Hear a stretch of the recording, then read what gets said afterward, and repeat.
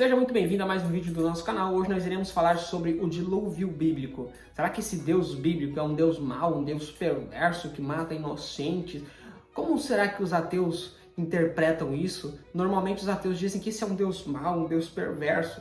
Mas se nós levarmos em consideração o texto bíblico para condenar a Deus, para julgar a Deus, nós temos que fazer pelo menos a interpretação correta. E vamos entender o que essa interpretação e o que todo esse contexto nos diz sobre esse Deus, sobre o Deus bíblico. Você vai aprender isso agora nesse vídeo. A narrativa bíblica do dilúvio, que acontece em Gênesis 6 a 9, é uma narrativa muito importante e que traz muitas conversas sobre esse assunto, porque é um tema polêmico, digamos assim. Como assim Deus eliminou toda a população da Terra, salvando apenas uma família? Como que é isso? Como que nós podemos perceber a justiça desse Deus? Todas as pessoas morrendo. Vamos entender isso. A primeira coisa que nós precisamos levar em consideração é a condição humana e o motivo da condição humana. Quando Adão e Eva pecou e se rebelaram contra Deus, fazendo uso total do seu livre-arbítrio, o qual Deus deu, porque se Deus não tivesse dado o livre-arbítrio para o homem, ele não seria um Deus pessoal, amoroso, ele seria um controlador, um ditador, que digamos assim, se ele tem controle de tudo e tudo é como ele quer, ele não dá liberdade para as pessoas, ele não dá livre agência para as pessoas, então não faz sentido, nada faz sentido. Mas Deus, de acordo com a sua soberania e poder e sabedoria, ele dotou o homem, Adão e Eva, com essa liberdade, com esse livre-arbítrio. Assim Deus deu essa liberdade para o homem. O que acontece depois? O homem, fazendo uso dessa liberdade, ele se corrompe, ele comete um crime, ele comete um pecado abominável diante de Deus. Ele descumpre a ordem do rei do universo. E Deus havia dito que, se ele descumprisse essa ordem, haveria condenação, haveria punição, haveria uma pena, ele teria que pagar por uma pena. Não tem nada de errado com isso, isso se chama justiça.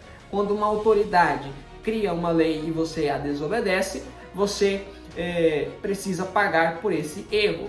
O que Deus estava ensinando para eles era algo sobrenatural, é algo maravilhoso. Porque Deus estava ensinando para eles, eu sei de todas as coisas, eu sou o Criador do universo e eu tenho o melhor para vocês.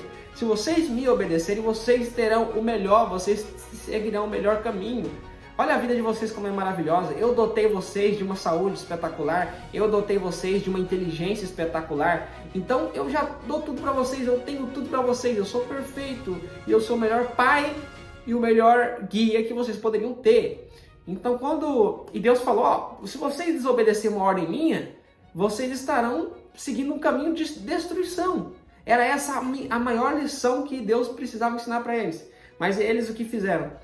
Também mostrando o seu poder e a sua soberania. Deus estava mostrando quem é que manda, Deus estava mostrando que Ele é a autoridade máxima. E tudo isso era por o bem deles. Mas eles escolheram, através do seu livre-arbítrio, o qual Deus os dotou, e eles escolheram fazer o contrário. Mas Deus havia dito que isso traria condenação. E por que isso traria condenação? Isso é importante para mostrar que Deus não estava brincando, que a necessidade de se seguir o que Deus estava ensinando é algo sério. Que temos que, antes de julgar, entender todo esse contexto de justiça, de ensino, esse contexto da ação paternal de Deus com eles. E é muito importante isso, porque se você quer corrigir o seu filho, você precisa punir o seu filho, você precisa mostrar para ele que você é autoridade, você precisa mostrar que você ama ele, que você tem o melhor para ele. E é baseado nisso. É nessa necessidade de você mostrar o melhor caminho. E você precisa ter essa autoridade, você precisa disso. O que acontece? Quando você fala para o seu filho não fazer algo e ele faz, você não ensina para ele, você não corrige ele, você não pune ele vai continuar fazendo.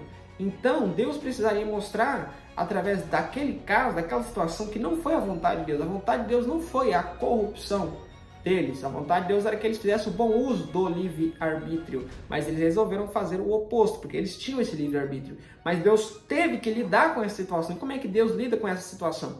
Se Deus deixa o homem se corromper e entrega o homem aos seus próprios desejos, o homem que é totalmente incapaz, insuficiente, principalmente eles que tinham acabado de serem criados, eram inteligentes, mas não tinha todo o conhecimento. E se eles tivessem conhecimento, e se eles aprendessem, eles tentassem viver sem Deus, isso seria destrutivo para a vida deles. Então eles seriam facilmente influenciados, como já foi, pela serpente, que é a Satanás. Então você percebe que todo esse contexto é um contexto no qual Deus precisava trazer uma lição para a humanidade. Deus precisava dizer quem é que manda. Deus precisava dizer que Ele é justo, que Ele tem que punir os pecados e os erros do mundo. Se Deus não fosse totalmente justo, Ele não seria um Deus confiável. Então Deus mostrou: eu sou confiável, eu sou justo. Eu falei que vocês seriam punidos se vocês não me escutassem. E vocês foram punidos. E assim o homem foi punido. Quando o homem foi punido, ele se afastou da presença de Deus. E quando ele se afasta da presença de Deus, ele segue o seu próprio caminho. Ele se torna mau. Porque o homem sem Deus é terrivelmente mau, terrivelmente perverso. E eles começaram, então, a humanidade começou a se corromper, e teve o primeiro homicídio. Então a humanidade começou a se corromper, e foi dentro desse contexto em que a humanidade se corrompeu tanto sem Deus, sem a instrução de Deus, sem o relacionamento com Deus, que as pessoas se tornaram tão más, mas tão perversas e tão violentas. E nós podemos encontrar isso aqui. Veja bem, em Gênesis 6:11 está escrito: a terra estava corrompida à vista de Deus e cheia de violência. Algumas pesquisas mostram que a quantidade aproximada de pessoas naquela época poderia ser de 300 milhões a 1 bilhão. Mas vamos fazer o cálculo aí de 1 bilhão. Vamos fazer o cálculo de 1 bilhão. Você pode imaginar na sua mente 1 bilhão de pessoas extremamente perversas e corruptas e violentas. Como que serão as próximas sociedades? Essas sociedades que virão serão extremamente corruptas, perversas e violentas. E as próximas sociedades que virão serão extremamente corruptas, perversas e violentas. E assim você vai tendo uma sequência de casos de pessoas extremamente perversas e violentas, até chegar a um ponto em que a sociedade é um lugar em que não se pode mais viver. Porque a vida humana já não tem valor. Não existe mais justiça, não existe mais ética. As pessoas são perversas, são más, há morte o tempo todo. Não existe prosperidade, não existe evolução, não existe inteligência. Só existe morte, corrupção, violência, imoralidade. Se Deus não tivesse intervido no dilúvio, a sociedade atual, a humanidade talvez nem existiria mais.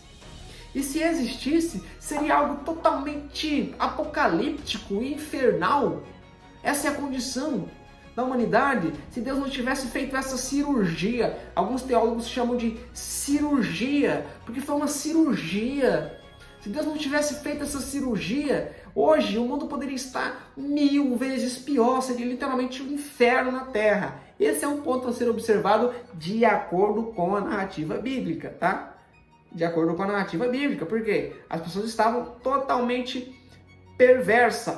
Viu Deus, Gênesis 6:12, viu Deus a terra e eis que estava corrompida, porque todo ser vivente havia corrompido o seu caminho na terra. Era todos, não era um ou outro, era todos, com exceção da família de Noé. Todos eles estavam totalmente corrompidos e maldosos e malvados e perversos, querendo fazer o mal. Todos. E essa corrupção, ela era irreversível. Se fosse irreversível, Deus não teria feito o dilúvio. Mas por que ele teve que tomar essa atitude? Porque era irreversível. Aí você poderia pensar, mas e se Deus descesse na terra para mudar isso? Não aconteceria nada. Não seria a presença de Deus que iria mudar o ser humano. Assim como não mudou lá no Jardim do Éden. Adão tinha contato com Deus. Mesmo assim ele corrompeu. Agora você imagina essas pessoas que já estavam totalmente corrompidas. Será que se Deus descesse ali, elas mudariam? Não. Elas tentariam até mesmo matar Deus se isso fosse possível, mas não é. Então Deus vai aparecer. Seria que ia mudar alguma coisa? Não. E se Deus tentasse mudar o íntimo delas? Aí entra outro problema. Porque aí Deus não está dando livre agência para as pessoas. Ele não está dando essa liberdade para as pessoas. E aí, Deus não pode interferir nessa livre agência das pessoas, porque senão ele não seria um Deus justo. Mas Deus é justo, ele te deixa livre. O que acontece se Deus intervisse ali e mudasse o íntimo daquelas pessoas, e mudasse como se as pessoas fossem robôs manipulados por Deus? Isso não seria justo. Então Deus age de acordo com a justiça. Então Deus agiu, Deus deixou que as pessoas sobrevivessem. Mas Deus tinha em mente o bem maior da humanidade. Então Deus não podia intervir, Deus não podia descer lá, Deus não teria outra opção. Porque Deus ele age de acordo com a justiça, Ele é santo, Ele é justo, Ele é perfeito. Ele age de acordo com a justiça. Qual que é a justiça? A justiça é essa. Vocês são corruptos, vocês são maldosos. Não posso intervir na vida de vocês. Preciso deixar vocês ali agir da maneira que vocês querem. Mas eu como dono do universo, como Deus extremamente justo, eu vou aniquilar vocês para o bem maior. Porque isso é justo. O mal não pode continuar. O bandido que roubou tem que ser preso. Ou em outros países até mesmo morto. Porque ele tem que pagar pelo pecado, pelo erro que ele cometeu. É simples assim. Deus tinha autoridade para isso. Tem autoridade para isso. A imaginação do ser humano era má. Olha lá, ó. Toda a imaginação dos pensamentos do seu coração era continuamente má. As pessoas tinham uma conduta violenta. Está escrito. 6:11. As pessoas eram... a corrupção delas era irreversível. 6:12. Agora, 6:5. Voltando um pouco. A imaginação era má. Então você percebe uma sociedade totalmente corrompida, má e perversa? Que precisa da correção? Ausência de freios. A terra encheu-se de violência. Sabe o que é encheu de violência? Você sabe o que é? Vamos estimar aí o número mais elevado?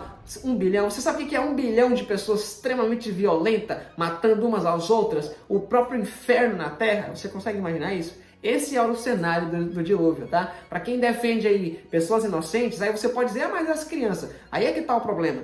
Imagina só uma sociedade totalmente destruída, onde se você não houver um freio, essa sociedade vai se multiplicar. Por quê? Porque as crianças já nasciam perversas. Por quê? A partir do momento em que ela começava a entender alguma coisa, elas já começavam a seguir o mesmo exemplo da sociedade daquela época, que era o quê? Violência, pensamentos maus, destruição, morte, perversidade, corrupção, imoralidade, todo tipo de perversão. Você entende isso? Essa é a sociedade. Esse era o mundo, era o inferno na terra, era violência, era gente matando gente o tempo todo, era um cenário apocalíptico infernal. Essa era a situação da humanidade quando Deus veio com o dilúvio. Essa era a situação do mundo. Então, sem intervenção divina, a humanidade seria autodestrutiva. Vocês conseguem entender isso? Se Deus não tivesse intervindo com o dilúvio, a humanidade inteira seria autodestrutiva, seria acabada. Não existiria sociedade hoje, ou se existisse, seria pior do que o inferno. Essa é a condição se não houvesse o dilúvio. O dilúvio veio como um juízo divino, mas também veio como graça. Por quê? Salvando uma família que poderia dar continuidade à humanidade, mas agora de uma maneira diferente, com mais princípios, com mais valor, com uma noção de Deus, com uma noção do que é bem, do que é mal, do que é certo, com uma noção melhor, tá? E com um propósito de redenção, com um propósito futuro de correção desse erro humano. Então você percebe que havia esperança. E agora entra a questão, para finalizar, do bem maior. O bem maior. O que é o bem maior? Vamos pensar aqui comigo. O bem maior é você causar o menos dano possível. Se a humanidade existisse atualmente, se Deus não tivesse intervindo com o dilúvio, talvez não existiria sociedade, ou talvez ela seria infinitamente pior do que é hoje. Talvez o conceito de amor, de justiça, de lealdade, de verdade, não teria. Só teria violência, como a gente viu aqui no relato. Então você entende isso? Esse é o cenário. E por que agora entra a questão do bem maior? Porque nós temos que entender, o bem maior existe, cara. O bem maior existe. Não, mas o bem maior é injusto. Será que é injusto? Sabe quando uma pessoa acontece um acidente e as pessoas vão salvar? Você sabe quais são as preferências? Você sabe que primeiro são as crianças? Você sabe que depois é as pessoas que têm o risco de morrer, mas que ainda podem ser salvas? Enquanto isso, as pessoas que estão aparentemente bens não vão ser socorridas, as pessoas que eles têm certeza que vão morrer já nem são socorridas, e as pessoas que estão no fim já nem são socorridas. Então existe toda essa ordem de prioridade. Nós entendemos isso como o quê? Bem maior. O que é o bem maior? Primeiro as crianças. Primeiro as pessoas que podem salvar. As pessoas que estão morrendo, que a gente percebeu ali que está perdendo muito sangue, que está agonizando, já está morrendo, não vamos salvar. É porque, dependendo da quantidade de pessoas aí para fazer o atendimento, de bombeiro, de médicos, não tem como você atender a todos. Então você segue uma lista de prioridade. Você entende isso? Isso é o bem maior. Isso é o bem maior. Em contextos de guerra, em contextos de erradicação da fome, em todos os contextos da sociedade, nós temos que entender o que é o bem maior. Por que o bem maior? Porque você não pode salvar tudo, você não pode fazer uma coisa que esteja fora da lógica do que é justo, do que é possível. Então você tem que procurar o bem maior. Deus, aí entra a questão do bem maior. Então tudo isso que a gente viu, a gente entendeu que é para o bem maior. O ato do dilúvio foi feito para o bem maior. Foi feito para a continuidade da raça humana.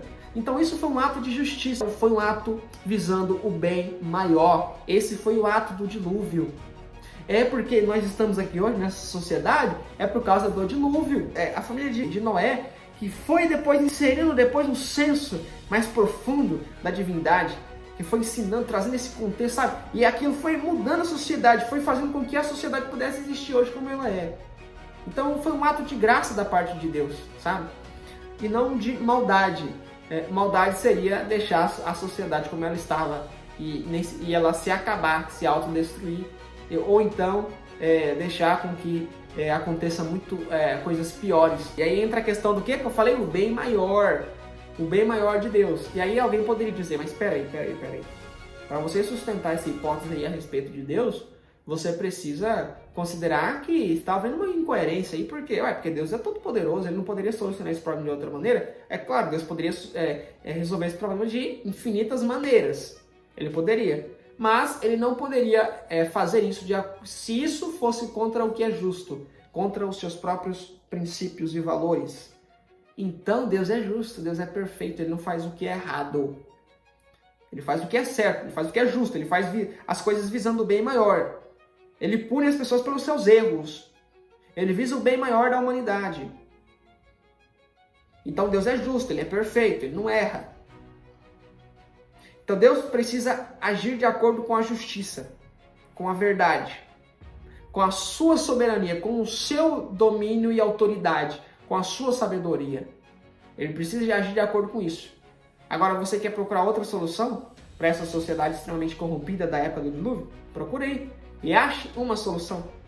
A melhor escolha foi a escolha de Deus de aniquilar o mal pela raiz, de fazer essa cirurgia para que a humanidade pudesse continuar.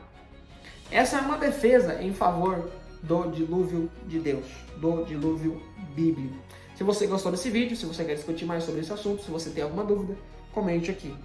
Não esqueça de me seguir aqui para você receber atualizações e informações importantes sobre apologética, sobre oratória, sobre lógica, sobre argumentação, porque eu falo sobre tudo isso aqui. Me segue aqui. Tchau, tchau.